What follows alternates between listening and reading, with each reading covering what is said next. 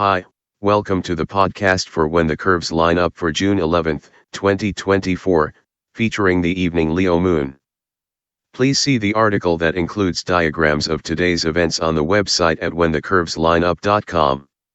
Text by Jeffrey L. Hunt. In Chicago, sunrise occurs at 5:15 a.m. Central Daylight Time, followed by sunset at 8:26 p.m. Here is today's planet forecast.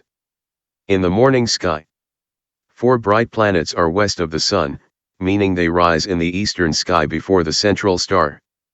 2 of them are easily visible, while the others are veiled in bright sunlight.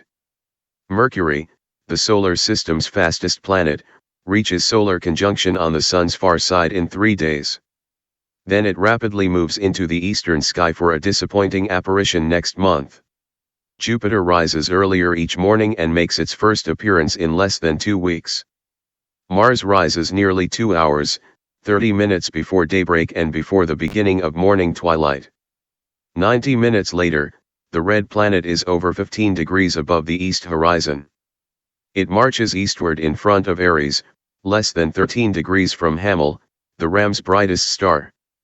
On April 10, Mars passed Saturn in a close conjunction.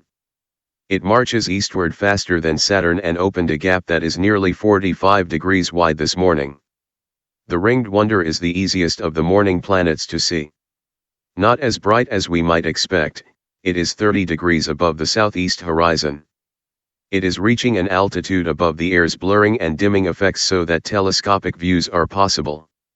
In the evening sky, after its solar conjunction a week ago, Venus slowly makes its way into the evening sky. Now west of the Sun and promising a spectacular apparition as the evening star, the planet sets less than 10 minutes after the Sun. At this season, Leo's stars are tilted downward in the western sky. A half-dozen stars outline the lion's head, making the shape of a backwards question mark with the bright star Regulus at the shape's bottom. The figure is known as the sickle of Leo, representing an agricultural cutting tool. We see the westward-facing animal in silhouette. To the sickle's upper left, Leo's haunches and tail are dotted by a triangle, with the tail, denebula, at the easternmost edge of the pattern. An hour after sundown, the crescent moon, 30% illuminated, is in the western sky, 3.2 degrees to Regulus upper right. The lunar crescent still shows Earth shine and it is bright enough to slightly illuminate terrestrial features, casting shadows. With the moonlight, a binocular might be needed to trace the shape.